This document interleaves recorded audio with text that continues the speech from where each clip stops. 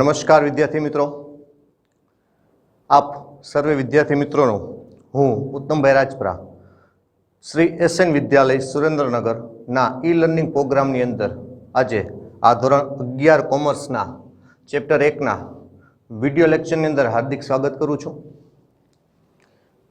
જે તે વિદ્યાર્થી મિત્રો આપણા એમણે આની આગળના બધા જ વિડીયો લેક્ચર પર્ટિક્યુલર જોયા છે, એને પોતાની નોટબુકની અંદર પીડીએફ સ્વરૂપે જે તમને મળેલી છે વિગતો એને પોતાની નોટબુકની અંદર પર્ટિક્યુલર તમે નોંધ્યા છે। આજે આપણે આ જે વિડીયો લેક્ચર ભણવા જઈ રહ્યા છીએ એની પીડીએફ તમને આગલા વિડીયો લેક્ચરની સાથે મળી ગઈ છે। આ તમારું એક પ્રકારનું હોમવર્ક છે જે તમારે ડે ટુ ડે તમારી નોટબુકની અંદર નોંધવાનું છે। તમારે પર્ટિક્યુલર એને તમારી નોટબુકની અંદર નોંધતા રહેવાનું, જેથી કરી અને જ્યારે પણ આપ અહીં આવો ત્યારે અમે એને વ્યવસ્થિત રીતે ચેક કરી શકીએ અને તમને જેમાં ખ્યાલ નથી આવતો એને વ્યવસ્થિત ફરીથી સમજાવી શકીએ। ઓકે, તો હવે આપણે જોતા જઈએ આજના જે તે વિડીયો લેક્ચરમાં આપણે ભણવાનું છે એમાંનો જે વર્ડ્સ છે એને આપણે ક્રમમાં જોઈએ। તો આપણો ક્રમ આપણે આવતા હતો 17મો પોઈન્ટ હતો મહેસૂલી ખર્ચા।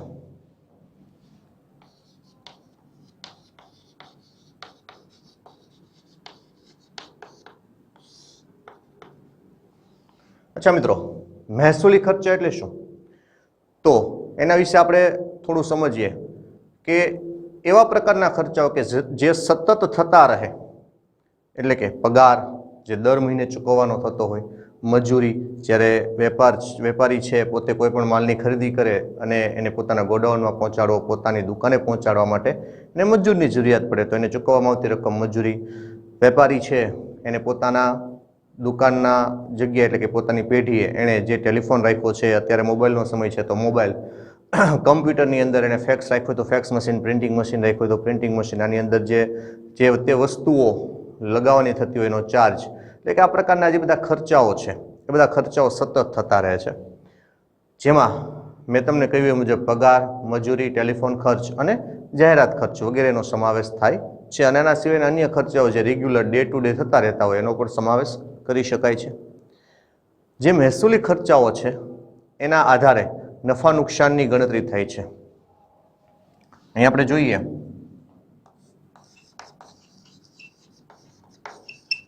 रोज थता खर्चा। तमारी पीडीएफ में मैं व्यवस्थित रीते तमने नोंधीने मोकलावेलुं छे अने अहींया हूँ फक्त ने फक्त पॉइंट टू पॉइंट जे आपणे बोल्या एना विषे नोंधीए छीए,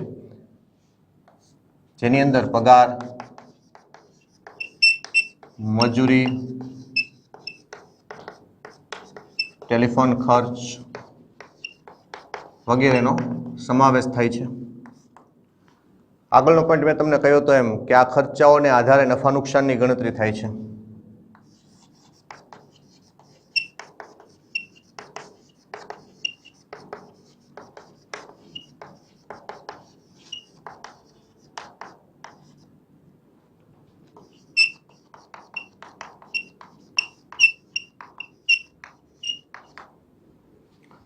ઓકે, तो आई होप के तमने ख्याल आव्यो हशे। महसूली खर्चानी अंदर फरीथी के महसूली खर्चा एटले एवा प्रकारना खर्चाओ जे सतत थता रहे, जेनी अंदर पगार, टेलिफोन खर्च, मजूरी अने जाहेरात खर्च वगैरे खर्चाओनो समावेश थाय छे।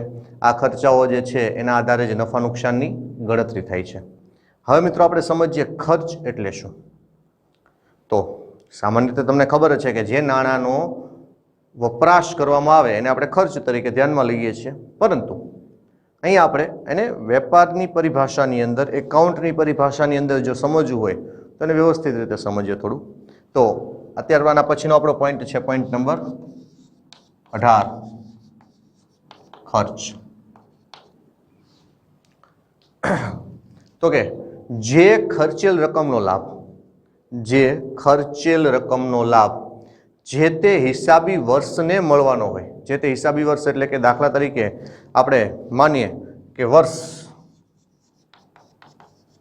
2019-20 આ જે છે એ સમયગાળા દરમિયાન તમે જે પણ ખર્ચ કરો છો એટલે કે 2019 થી ક્યારે 2019 એટલે કે 1/4/2019 19 થી તમે 31/3/2020 સુધી જે ખર્ચ કરો છો, એટલે કે 2019 થી 2020 એના સમયગાળા દરમિયાન આ છે આપણો હિસાબી વર્ષ કહેવાય. આપણે કેલેન્ડર વર્ષ 1 જાન્યુઆરી થી 31 ડિસેમ્બર હોય, જ્યારે હિસાબી વર્ષ છે એ 1 એપ્રિલ થી 31 માર્ચ હોય. અને એજ્યુકેશન વર્ષ તો તમને ખબર જ છે કે જૂન થી મે.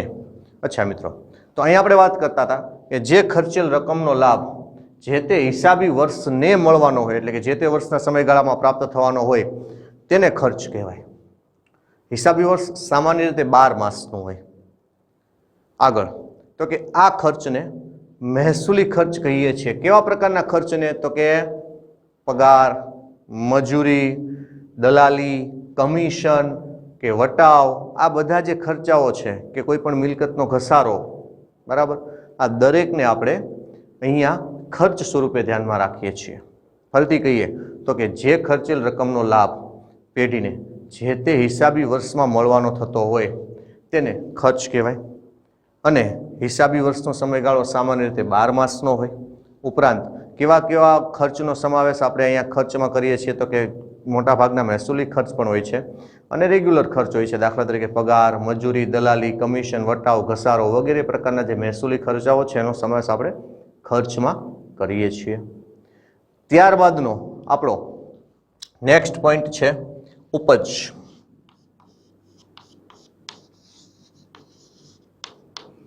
અહીંયા આ જે શબ્દો હું તમને સમજાવી રહ્યો છું એ બધા જ શબ્દોની PDF તમારી પાસે પહોંચેલી છે ઓલરેડી. અને મને ખ્યાલ છે ત્યાં સુધી તમે દરેક વિદ્યાર્થી મિત્રોએ PDF પોતાની નોટબુકની અંદર નોંધી લીધેલી હશે. જો ન નોંધી હોય તો ફરીથી નોંધી લેશો. ઊભું રાખી અને પહેલાં વિડીયોને અહીંયા પોસ્ટ કરી અને પહેલાં પોતે PDF નોંધી લેશો. ત્યારબાદ જ આને સમજવાનું શરૂ કરશો. ઓકે, હવે આપણે જોઈએ તો ઉપજ. ઉપજ એટલે શું? ઉપજ એટલે કે માલ કે સેવાનું ગ્રાહકોને અનુક્રમે વેચાણ કરવામાં આવે અથવા તો પૂરી પાડવામાં આવે ત્યારે ધંધાની ઉપજ થઈ ગણાય. માલ એટલે કે વેપારી છે, માનો કે કોઈ અનાજ કરિયાણાનો વેપારી છે, એ અનાજ કરિયાણાનો વેપારી પોતાને ત્યાં આવનાર ગ્રાહકને અનાજ કે કરિયાણાનું વેચાણ કરે છે, તો એ સમયમાં એને નાણાંની રકમ અત્યારે મળશે અથવા તો ભવિષ્યમાં મળશે, પણ એના માટે એ માલનું વેચાણ થઈ ગયું, માટે એને એ રકમની ઉપજ થઈ કહેવાય. એ જ રીતે માનો કે સેવાના અનુસંધાને વાત કરીએ તો સેવાના અનુસંધાને આપણે એમ માનીએ કે કોઈ કમિશન એજન્ટ છે, એ પોતે કમિશનની બદલામાં પોતે માલનું એક જગ્યાએથી બીજી જગ્યાએ ટ્રાન્સફર કરાવી આપે છે. તો અહીંયા એની પાસે કોઈ વ્યક્તિ આવશે કે મારે આ પ્રકારનો માલ ખરીદવો છે, અને ત્યારે કમિશન એજન્ટ પોતે પોતાના પાસે રહેલા ફોનમાંથી ફોન કરી અને ત્યાં એને જે ટ્રાન્સફર કરવો છે જગ્યાએ માલ ટ્રાન્સફર કરાવી આપશે, ત્યારે પણ એને શું થયું કહેવાય છે? ઉપજ થઈ કહેવાય છે. એટલે કે અહીંયા મિત્રો અમે તમને ઉદાહરણ આપ્યું છે. ઉદાહરણ કોઈ પણ હોઈ શકે, બરાબર છે. ફરીથી કહું છું, માલ કે સેવાનું ગ્રાહકોને અનુક્રમે વેચાણ કરવામાં આવે અથવા તો એને એ રકમ પૂરી પાડવામાં આવે અથવા તો એ વસ્તુઓ પૂરી પાડવામાં આવે ત્યારે ધંધાની ઉપજ થઈ ગણાય. ઉધાર વેચાણ કરવામાં આવેલ હોય અને રકમ મળવાની બાકી હોય તેને પણ ઉપજ કહેવામાં આવે છે. જો ઉધાર વેચાણ મેં તમને કહ્યું ને કે માલના બદલામાં નાણાં અત્યારે મળે અથવા તો ભવિષ્યમાં મળે, કોઈ પણ સંજોગોમાં જે નાણાં પ્રાપ્ત થાય છે એ નાણાં એ ઉપજ છે. માલના વેચાણના બદલામાં નાણાં, માનો કે આજને આજ કોઈ ગ્રાહક આવ્યો અને એણે આવી અને 1 લાખનો માલ ખરીદીને બદલામાં 1 લાખ રૂપિયા રોકડા ચૂકવી દીધા, ચેક દ્વારા ચૂકવી દીધા, તો એ પણ ઉપજ છે. અને 1 લાખના માલની અંદરથી એણે 80,000 રોકડા ચૂકવ્યા કે ચેક આપ્યો અને બાકીના 20,000 ભવિષ્યમાં ચૂકવવાનો છે, તેમ છતાં 1 લાખ રૂપિયા એ ઉપજ ગણાય છે. એટલે કે અહીંયા ઉધાર વેચાણ કરવામાં આવેલ હોય તેમ છતાં પણ એ જે માલ વેચવામાં આવ્યો છે એની મળવાની જે રકમ છે એને પણ ઉપજ કહેવામાં આવે છે. આ ઉપરાંત અન્ય આવકો. અન્ય આવકો એટલે કેવી આવકો? ભાડું, કમિશન, ડિવિડન્ડ, એટલે કે જે તે વર્ષમાં મળેલ હોય અથવા તો મળવાની બાકી હોય એનો પણ ઉપજમાં સમાવેશ થાય છે.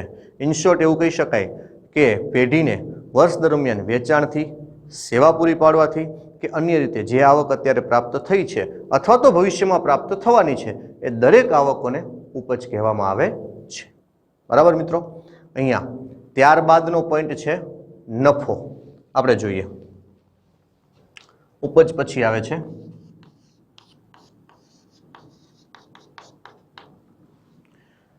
નફો। બહુ અગત્યની બાબત છે મિત્રો, કોઈ પણ વેપારી એ પોતે વેપાર કરવાનું એનો હેતુ છે નફો કમાવાનો છે। કોઈ વેપારી એવું વિચારીને નહીં આવે કે ચલો ભાઈ આપણે આ વર્ષે 50,000ની ખોટ કરીશું, 20,000ની ખોટ કરીશું, ચોક્કસપણે નહીં। એનો ઇન્ટેન્સ હંમેશા નફો કમાવાનો રહેલો હોય છે વેપારીનો। એટલે કે વર્ષ દરમિયાન નિયમિત આવકોમાંથી નિયમિત જાવકો બાદ કરતા, વર્ષ દરમિયાનની નિયમિત આવકોમાંથી નિયમિત જાવકો બાદ કરતા વધેલ રકમને નફો કહેવામાં આવે છે।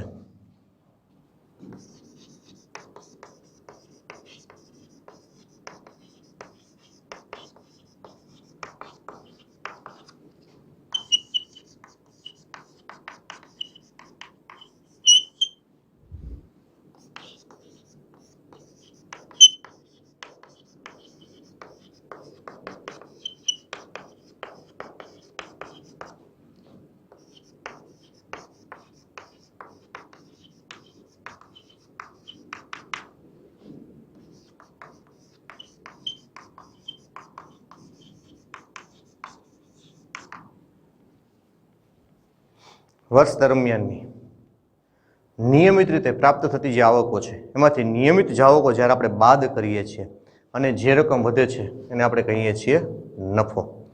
એટલે કે ધંધાની રોજબરોજની આવકોનો જાવકો ઉપરનો વધારો એ નફો કહેવાય છે, જેને મહેસૂલી નફો કહે છે।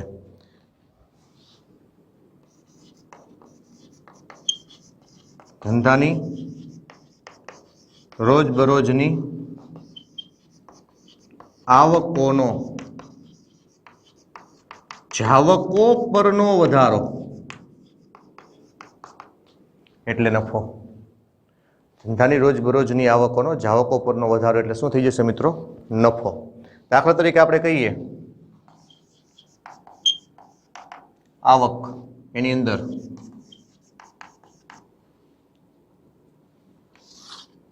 વેચાણ 5 લાખ,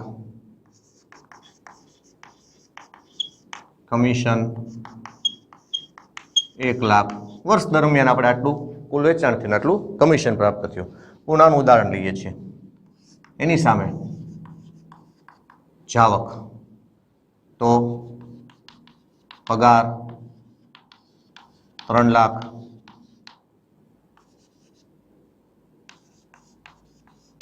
ખરીદી 1,50,000।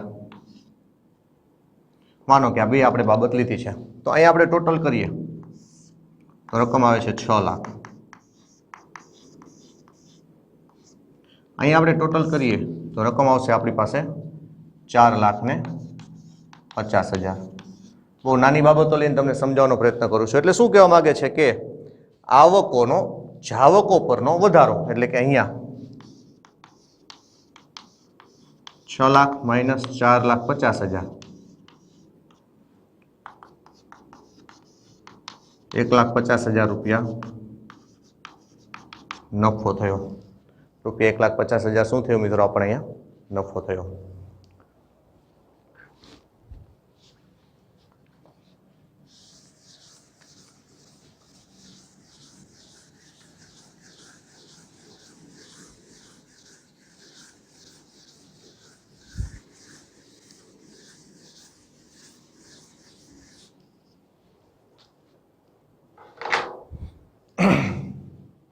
નફાની અંદર જ આપણે આગળ સમજવાનું છે। એટલે નફો રાખી અને હું એ પોઈન્ટને રેગ્યુલર કન્ટિન્યુ કરું છું। નફો જે આપણો પોઈન્ટ હતો 20મા નંબરનો, એટલે કે 20મા નંબરનો પારિભાષિક શબ્દ આપણે ક્રમમાં જોઈએ છીએ। જ્યારથી પારિભાષિક શબ્દો શરૂ થયા ત્યારથી મેં તમને ક્રમ ટુ ક્રમ જ નંબર અપાવ્યા છે। એટલે કે આપણે બે પોઈન્ટ સમજ્યા કે વર્ષ દરમિયાનની નિયમિત આવકોમાંથી નિયમિત જાવકો બાદ કરતા જે વધેલ રકમ છે એને નફો કહેવામાં આવે છે। એટલે કે આ રીતે જોઈએ તો ધંધાની રોજબરોજની આવકોનો એની ધંધાની રોજબરોજની જાવકો ઉપરનો વધારો એટલે કે નફો, અને નફાને મહેસૂલી નફો પણ કહેવામાં આવે છે। રોજબરોજની આવક ઉપરથી રોજબરોજની જાવકો બાદ કરીએ અને જે રકમ વધે એને મહેસૂલી નફો કહેવામાં આવે છે। હવે હિસાબોની અંદર આ જે નફાની ગણતરી છે એ નફા નુકસાન ખાતા ઉપરથી કરવામાં આવે છે। હવે તમને પ્રશ્ન થાય કે સાહેબ નફા નુકસાન ખાતું, તો આપણે આગળ જ્યારે અભ્યાસ કરીશું ત્યારે નફા નુકસાન ખાતા વિશે પણ તમને થોડી સમજણ આપીશું। તો અત્યારે તમે એવું માનો કે આ જે નફાની ગણતરી છે, આ જે હિસાબો છે એની નફાની ગણતરી એ નફા નુકસાન ખાતા ઉપરથી થાય છે, એટલે કે જેને આપણે મહેસૂલી નફો કહીએ છીએ। કારણ શું છે? તો કે કારણ કે આ નફો રહ્યો એ મહેસૂલી આવકો અને મહેસૂલી જાવકો વચ્ચેનો તફાવત છે। મહેસૂલી આવકો એટલે શું? રોજબરોજ અથવા તો નિયત સમયના અંતરે પ્રાપ્ત થતી આવકોને મહેસૂલી આવકો કહેવાય છે। અને મહેસૂલી જાવકો એટલે શું? તો કે જે આવકો છે એ નિયત સમયના અંતરે અથવા તો રોજબરોજ ધંધા માટે એક પ્રકારનો ખર્ચ છે એને મહેસૂલી જાવકો કહેવાય છે। તો આમ જે નફો છે એ મહેસૂલી આવકો અને મહેસૂલી જાવકો વચ્ચેનો એક પ્રકારનો તફાવત છે। આ નિયમિત પ્રકારનો નફો છે। કેવો નફો છે? નિયમિત। નિયમિત એટલે ચોક્કસ। પરંતુ ઘણીવાર અનિયમિત પ્રકારના નફાનું પણ સર્જન થાય છે, જેને આપણે મૂડી નફા તરીકે ઓળખીએ છીએ। નિયમિત નફો કઈ રીતે કહ્યું? એટલે કે હું એમ નથી કહેવા માંગતો કે નિયમિત નફો એટલે દર વર્ષે 3 લાખ નફો થવો જ જોઈએ, 4 લાખ નફો થવો જ જોઈએ, એમ નિયમિતતાની વાત નથી। નિયમિતતાના અનુસંધાનમાં હું એમ કહેવા માંગુ છું કે મહેસૂલી આવકોમાંથી મહેસૂલી ખર્ચ બાદ કરતા જે નફો વધે છે એને નિયમિત નફો કહેવાય છે। ચોક્કસપણે ધંધાની અંદર રોજબરોજની આવકો એમાંથી રોજબરોજના ખર્ચાઓ બાદ કરતા નફો થાય છે, એને નિયમિત નફા તરીકે આપણે મહેસૂલી નફા તરીકે આપણે ઓળખીએ છીએ। પણ ઘણીવાર એવું પણ બને કે ધંધાની અંદર મૂડી નફો પણ થતો હોય છે। મૂડી નફો એટલે કેવા પ્રકારનો નફો? તો કે દાખલા તરીકે કોઈ મિલકતનું વેચાણ કરવાથી જે નફો પ્રાપ્ત થાય છે એને મૂડી નફા તરીકે ઓળખવામાં આવે છે। એ રોજબરોજની આવક નથી, રોજબરોજનો એ મિલકતનું વેચાણ કરવું એ શક્ય પણ નથી। માટે એવા પ્રકારનો જે નફો, માનો કે 1 લાખ રૂપિયાનું ફર્નિચર હતું અને એને બજારની અંદર આપણે 1,20,000માં વેચાણ કરી શક્યા છીએ, તો 20,000 રૂપિયાની જે મિલકત વેચતા નફો થયો એ મૂડી નફા તરીકે ઓળખવામાં આવશે। આગળનો પોઈન્ટ જોઈએ આપણે। હવે જેમ નફો થાય ધંધાની અંદર, એમ ધંધાની અંદર નુકસાન પણ થાય છે। તો હવેનો પોઈન્ટ છે આપણો પોઈન્ટ નંબર 21, નુકસાન। ચલો એને સમજીએ। વર્ષ દરમિયાન, જે તે હિસાબી વર્ષ છે એની વાત છે, વર્ષ દરમિયાન નિયમિત જાવકોમાંથી જો નિયમિત આવકો બાદ થઈ જતી હોય તો એ તફાવતની જે રકમ છે એ નુકસાન થાય છે। આપણે લખીએ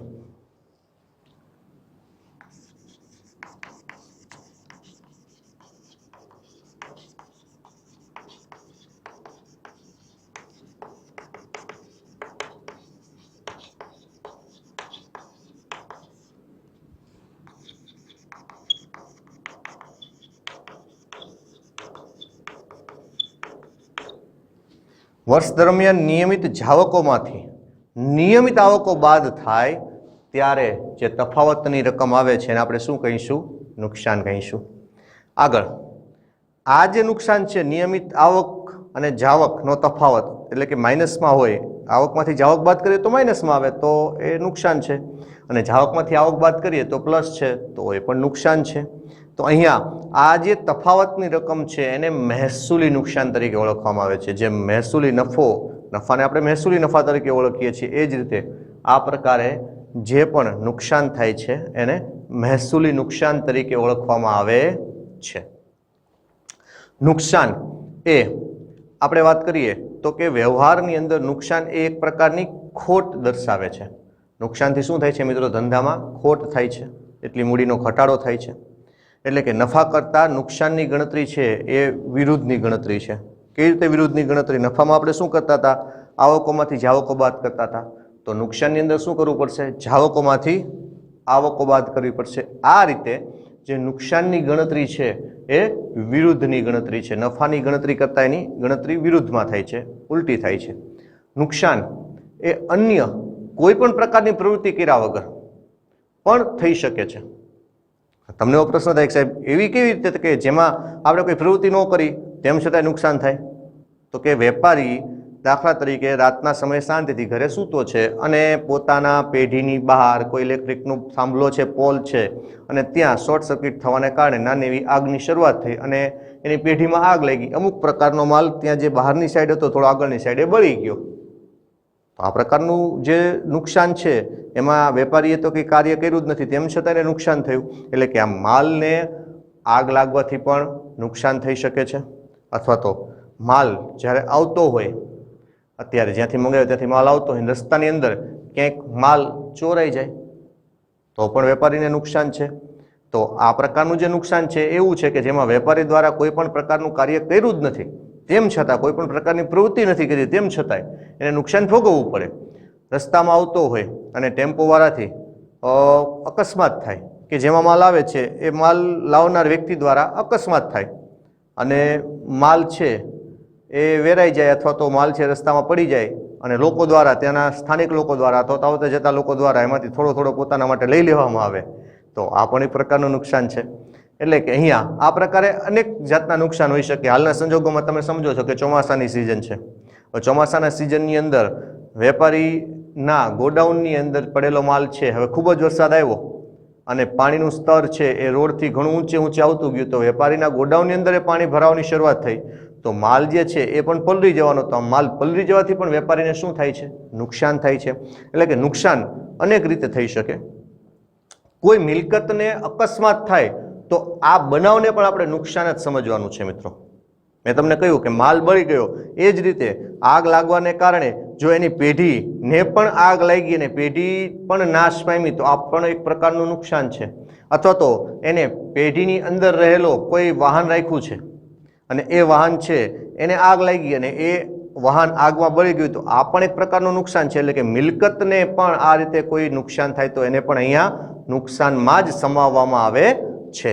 કોઈ પણ મિલકતનું, આગળનો પોઈન્ટ કહું છું, કોઈ પણ મિલકતનું ચોપડે કિંમત કરતાં ઓછી કિંમતે વેચાણ કરવાથી જે રકમ ઓછી પ્રાપ્ત થાય એને પણ નુકસાન જ કહેવામાં આવે છે.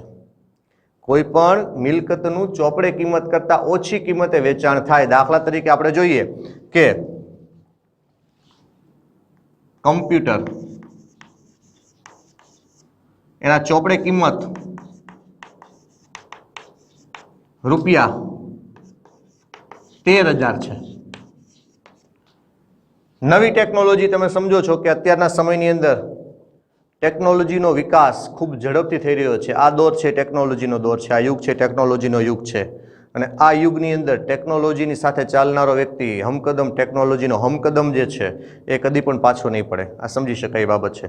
તો અહીંયા કમ્પ્યુટર, એની પાસે, વેપારી પાસે જૂના સમયે કમ્પ્યુટર પડ્યું છે. હાલના સંજોગોમાં એ કમ્પ્યુટરની એના ચોપડામાં કિંમત 13,000 રૂપિયા છે.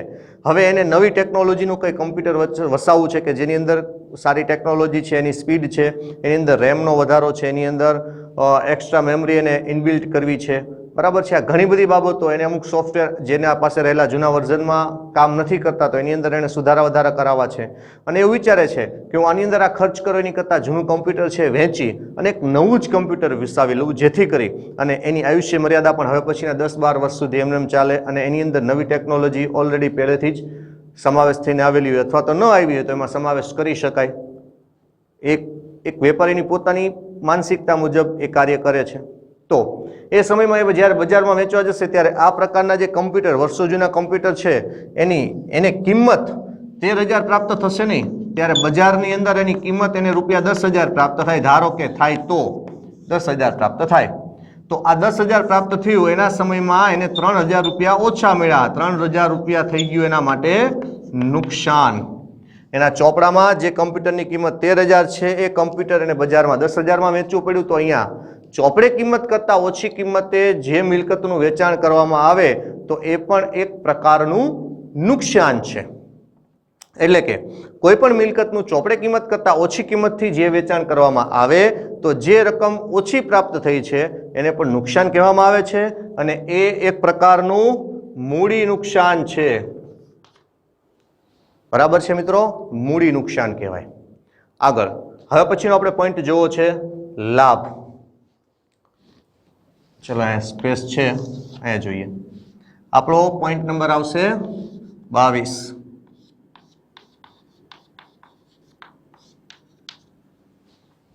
લાભ. દરેક વ્યક્તિને લાભ શબ્દ બહુ સરસ રીતે સમજાય અને લાભનો પર્યાય છે નફો.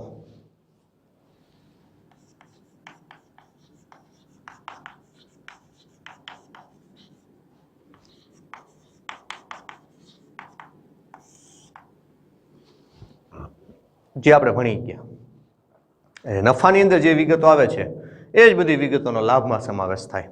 માટે આ શબ્દને સમજવાની આપણે કોઈ જરૂરિયાત નથી. તમારી પીડીએફમાં પણ મેં તમને લખ્યું છે કે નફો જે આપણે સમજ્યા એને જ આપણે લાભ તરીકે ઓળખવાનો છે. એટલે કે અહીંયા એને આપણે બીજી રીતે ફરીથી નફાને સમજવાની કોઈ જરૂરિયાત નથી. આ જ વિડીયો લેક્ચરની અંદર આપણે નફા વિશે સમજ્યા છીએ. એના પછીનો પોઈન્ટ છે ખરીદી. Point number 23.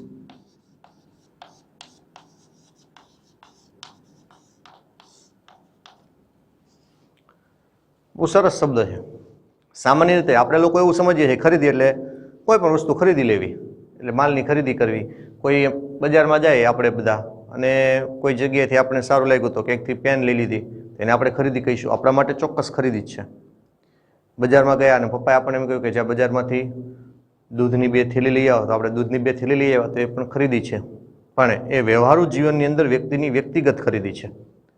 એકાઉન્ટની પરિભાષામાં, નામાની પરિભાષામાં, વેપારીની દૃષ્ટિએ જોઈએ તો ખરીદી માટેના એક થોડાક પોઈન્ટ અલગ છે અને વ્યૂ ઓફ પોઈન્ટ અલગ છે. જોઈએ તો ધંધામાંથી ઘણી વસ્તુઓ અને સેવાઓની ખરીદી કરવામાં આવે છે. આ તમામ ખરીદીઓને ધંધાની ખરીદી તરીકે ઓળખવામાં આવતી નથી. ધંધામાં ઘણી બધી વસ્તુઓ કે સેવાઓ બજારમાંથી મેળવીએ પણ એ બધાને ખરીદી ન કહેવાય મિત્રો. ખરીદી શબ્દ પર્ટિક્યુલર શેના માટે વપરાય છે તો એનું આપણે બહુ સરસ રીતે મેં તમને પીડીએફની અંદર સમજાવ્યું છે કે વેપારી જે વસ્તુનો વેપાર કરતો હોય, વેપારી જે વસ્તુનો વેપાર કરતો હોય અને માલ ખરીદે એને હિસાબી પદ્ધતિની અંદર એકાઉન્ટની પરિભાષામાં, નામાની પરિભાષામાં આપણે ખરીદી કહીએ છીએ. દાખલા તરીકે સ્ટેશનરીનો વેપારી છે એ ઘઉંની ખરીદી કરે તો ઘઉંની ખરીદી એ પોતાના ઘર માટે કરે છે તો માટે એને ઘર માટે કરેલી અનાજની ખરીદીનો ખર્ચ કહેશે. પરંતુ સ્ટેશનરીનો વેપારી, સુરેન્દ્રનગરનો વેપારી અમદાવાદથી સ્ટેશનરી ખરીદીને પોતે વેપાર કરવા માટે લઈ આવે છે તો અહીંયા એ જે સ્ટેશનરી ખરીદી એના માટે ખરીદીનો ખર્ચ બને છે, એટલે કે ખરીદ ખાતે એની નોંધ કરશે.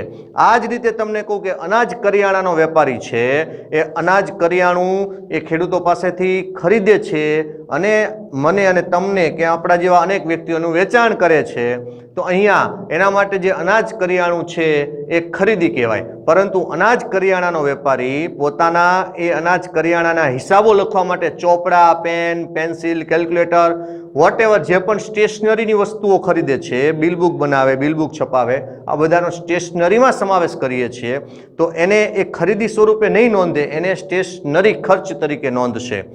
એટલે કે જે તે વ્યક્તિ જે વસ્તુનો વેપાર કરે છે એ વેપારી માટે એ જે માલ કે જેનો એ વેપાર કરે છે એ વસ્તુ જ પર્ટિક્યુલર ખરીદીમાં નોંધાય છે.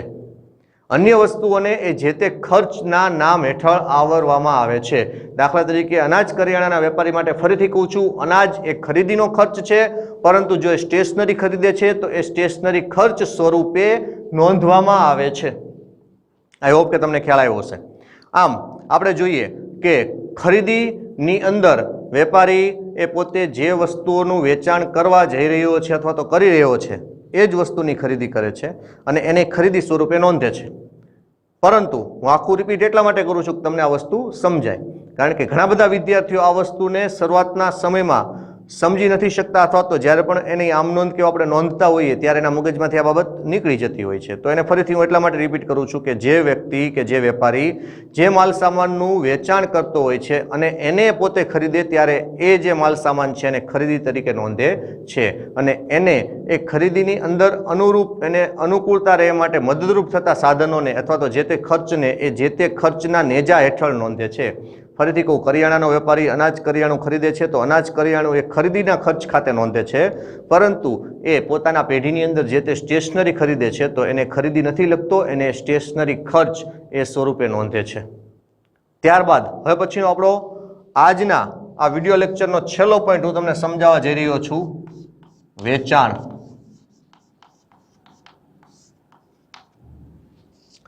વેચાણ સમજીએ. વેપારીને ધંધામાંથી જુદા જુદા પ્રકારની આવકો થતી હોય છે. સમજાણીએ છીએ કે વેપારીને દરેક પ્રકારની આવકો પ્રાપ્ત થતી હોય છે. આ તમામ આવકો છે એને વેચાણ તરીકે ધ્યાનમાં લેવામાં આવે છે. આ તમામ પ્રકારની આવકોને શેના તરીકે ધ્યાનમાં લેવામાં આવે છે? વેચાણ તરીકે? ના, ચોક્કસપણે નહીં. કેમ નહીં? તો કે જે તે પ્રકારની આવકો છે એ બધી વેચાણની આવકો નથી. જેમ આપણે આગળ જોયું કે ધંધામાં ઘણી બધી વસ્તુઓ અને સેવાઓની ખરીદી કરવામાં આવતી હોય તેમ છતાં એને બધાને ખરીદી તરીકે નથી નોંધાતા. એ જ રીતે વેપારી એ ધંધામાંથી જુદા જુદા પ્રકારની જે આવકો પ્રાપ્ત કરે છે આ તમામ આવકોને વેચાણ તરીકે પણ ધ્યાનમાં લેવામાં આવતી નથી. તો કઈ બાબતોને વેચાણ તરીકે ધ્યાનમાં લેવામાં આવે છે? તો કે વેપારી જે વસ્તુનો વેપાર કરતો હોય અને માલનું એ પ્રકારના માલનું એ વેચાણ કરતો હોય તેને જ હિસાબી પદ્ધતિમાં વેચાણ તરીકે ધ્યાનમાં લેવામાં આવે છે. ફરીથી શું? તો કે વેપારી જે વસ્તુનો વેપાર કરતો હોય અને તે માલનું વેચાણ કરતો હોય તે જ પ્રકારના જે વસ્તુઓ છે એને હિસાબી પદ્ધતિની અંદર વેચાણ તરીકે ધ્યાનમાં લેવામાં આવે છે. દાખલા તરીકે અનાજ કરિયાણાનો વેપારી છે એ અનાજ વેચીને જે આવક ઊભી કરે છે એને એ વેચાણ કહે છે. સ્ટેશનરીનો વેપારી છે એ સ્ટેશનરીનું વેચાણ કરે છે અને જે આવક ઊભી કરે છે એને પણ એ શું કહે છે? વેચાણ કહે છે. આજે આપણે મિત્રો અહીંયા જે તે પોઈન્ટ સમજ્યા એ પોઈન્ટ હતા 17 થી લઈ અને 24. 17 થી 24 સુધીના પોઈન્ટ આપણે સમજ્યા. કયા કયા પોઈન્ટ સમજ્યા? પહેલો પોઈન્ટ હતો મહેસૂલી ખર્ચ, બીજો પોઈન્ટ હતો ફક્ત ખર્ચ, ત્રીજો પોઈન્ટ હતો ઉપજ, ચોથો પોઈન્ટ હતો નફો, પાંચમો પોઈન્ટ હતો નુકસાન, છઠ્ઠો પોઈન્ટ હતો લાભ, સાતમો પોઈન્ટ હતો ખરીદી અને આઠમું હતું વેચાણ. 8 પારિભાષિક શબ્દો સમજ્યા. આઈ હોપ કે તમને 8 પારિભાષિક શબ્દોની અંદર પૂર્ણ ખબર પડી હશે. સપોઝ તમને ક્યાંય ખ્યાલ નથી આવતો તો જ્યારે પણ તમે શાળાએ આવશો ત્યારે તમારી ક્વેરી હશે સોલ્વ કરાવી આપવામાં આવશે. અને આ વિડીયો લેક્ચરની સાથે તમને નેક્સ્ટ વિડીયો લેક્ચર માટેની એક PDF ફાઇલ પણ અમે મોકલીએ છીએ. તો આ PDF ફાઇલ તમે જેમ એઝ યુઝ્યુઅલ લખો છો એ જ રીતે પોતાની નોટબુકની અંદર નોંધ લેશો. અને તમારે તમારું રેગ્યુલર હોમવર્ક જ સમજવાનું છે. અને જ્યારે આપ આવશો ત્યારે અમે તમારી નોટબુક અહીંયા ચેક કરી લઈશું.